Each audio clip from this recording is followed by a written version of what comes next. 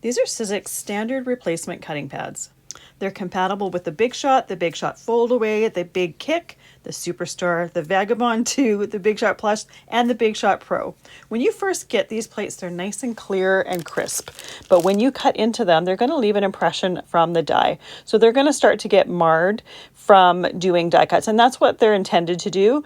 They do have a life or shelf life or a use life. Eventually you will need to replace them, but there are ways that you can extend the life of these cutting plates. And one of them is cutting all around the different areas of the plate as well as cutting on both sides. By doing that, you're going to be able to get a lot more use out of the plate and have it last a lot longer for you. Once they have started cracking and are really bowed and curved, then they definitely need to be replaced. And I always save one that is not cut into and only cut into one, so only one starts getting warped. Because it's something that does need to get replaced at some point, I like to have a package of these on hand at all times, so I have a new one ready to go.